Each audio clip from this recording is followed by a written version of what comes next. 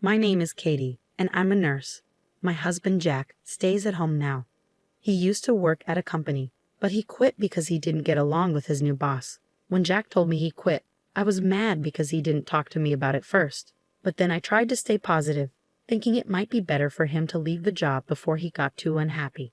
Even though Jack isn't earning money now, I have a stable job, and we live in a house my mother gave me before she passed away. So we don't have to pay rent, and we're managing fine. At first, I was worried and stressed about Jack not working. But since he's been doing a good job with the housework, I'm starting to get used to it and even enjoy it. One day, I came home from work and found my sister-in-law, Brittany, visiting.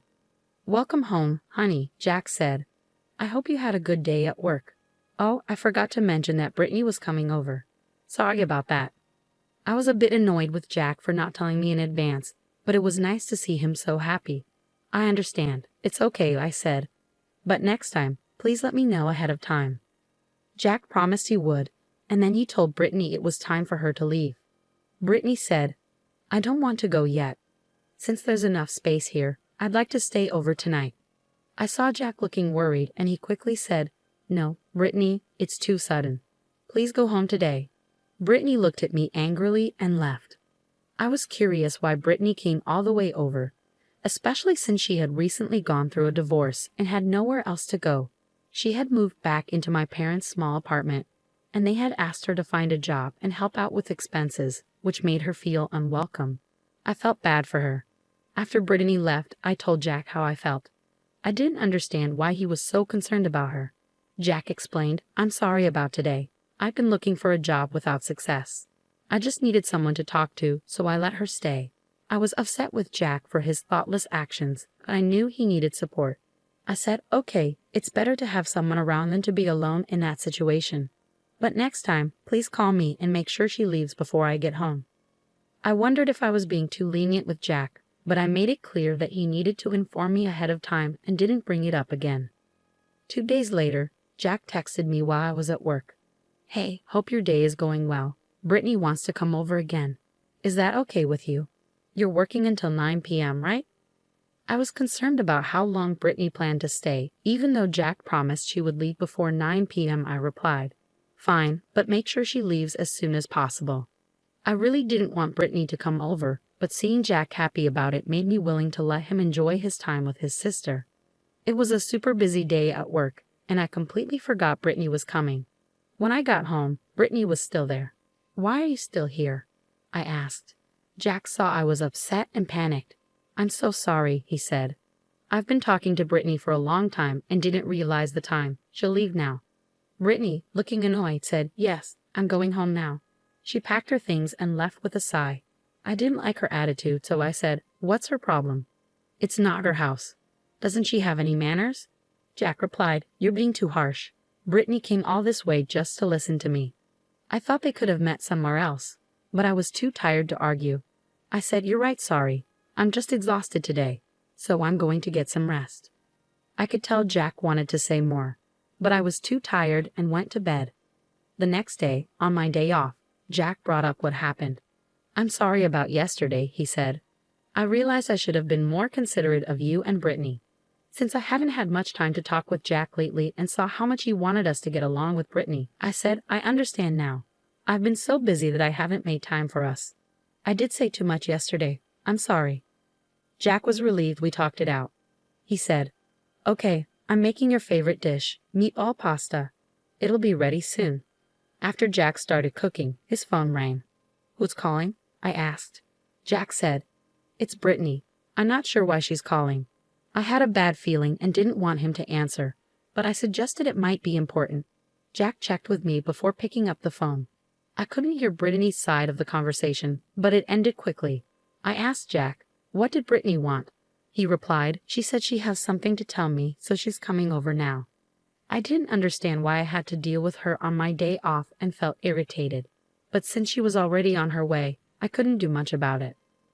Jack said, "I'll make pasta for Brittany too," and started cooking happily. He didn't realize I was upset, and I didn't understand why he didn't just say no to her visit. I decided this was a good time to address the issue with her directly. After about 10 minutes, the doorbell rang. I was surprised to see Brittany standing there with a large piece of luggage, given how far she was staying. I had a bad feeling but let her in. Jack was still cooking, so I asked Brittany, "What's going on?" Brittany, looking like she had been crying, said, "I got kicked out of my parents' place. They said I have no right to stay there because I'm not working. Aren't they terrible parents?" My bad feelings grew stronger as I listened. Jack responded, "That's awful. Families should help each other. They're terrible." I was irritated by Jack's reaction but kept quiet since it wasn't directly my issue. Brittany then said, "I have nowhere else to go, so I want to live here." I really didn't want Brittany to stay with us and tried to refuse, but before I could say anything, Jack said, "Well, there's no other option but for you to stay with us. Luckily, we have a spare room, so you can stay from today." I glared at Jack. "What's with that expression?" he asked. "Brittany needs help." I couldn't hold it in anymore and said, "What are you doing? Don't make decisions like this on your own." "Jack, you're not working, and neither is Brittany. I can't support both of you on my salary alone." Just then, something hit me on the head, and I was shocked. Brittany then said, "Jack, don't throw an egg at her." She was laughing hysterically, and when I touched my hair, I found eggshells. "It's your fault, Mary. Be nicer to Brittany. If you're going to be rude, we're getting a divorce. And if we get divorced, you'll have to leave this house." Jack looked at me with a smirk, and Brittany watched me with satisfaction. Since I didn't respond, they thought I was convinced. Jack said, "Mary, are you ready to apologize? If you are, go take a shower, and then we can eat the meatball pasta I made and discuss how we're all going to live together." Jack happily went back to cooking, while Brittany relaxed on the couch, snickering and watching TV. I had a lot to say to both of them, but for now, I grabbed Brittany's luggage and threw it off the balcony. They were shocked and yelled, "What are you doing? Are you out of your mind?" Jack panicked and told me to go get the stuff I had thrown out. But I replied, "Why should I? This is my house. I won't let you do anything more," I said firmly. Jack argued, "What are you talking about? This is our house. As husband and wife, it's my house too, and I'm letting my sister stay here." I just scoffed and laughed. Jack asked, "What's so funny? Don't you know I own this house?" I said, "It was given to me by my mother, so you have no claim to it." Jack and Brittany looked shocked. "Really? Oh no, that can't be right," they said. "Even if that's true, since we're married, it doesn't really matter." They started mumbling, so I said, "This house is mine. If you want to live with your sister so badly, why don't you rent a place for both of you? Also, why should I support people who aren't working? Jack, you worked hard until you quit, so I didn't say anything, but now you're not even doing housework. Honestly, I'd rather live alone." When I shared how I'd been feeling, Jack replied, "Oh really? So that's how you feel? Well, I don't want a wife who doesn't support my family and can't even appreciate me for taking care of the house." As he said this, Jack pulled out a divorce paper. Seeing how neatly it was prepared, I realized that Brittany must have come up with the idea. "I've already filled out my part," Jack said. "All you need to do is sign it. I'll give you some time to think. Just contact me when you want to apologize." After that, they both left. I quickly took a shower, signed the divorce papers, and went to submit them. I suspected that Jack had shown me the papers to scare me. Even though it was Brittany's idea, Jack went along with it, and I didn't want a husband who would do that to his wife. A few days later, Jack called and asked, "Are you ready to apologize?" I was furious and replied, "Shouldn't you be the one calling me first? I don't have time for this." Jack's condescending tone made me even angrier. I said, "Why are you calling me all of a sudden? Why should I contact you, a stranger now?" He responded, "What do you mean, a stranger? Is something wrong with you?" It was clear Jack didn't understand what was happening, so I told him calmly, "I've submitted the divorce papers and it's finalized. We're strangers now.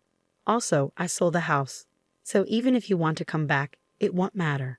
I've quit my job and am starting fresh somewhere else. I've sent all your things to your parents and they should be arriving soon. I'm a bit worried though since their place is small. Will everything fit?"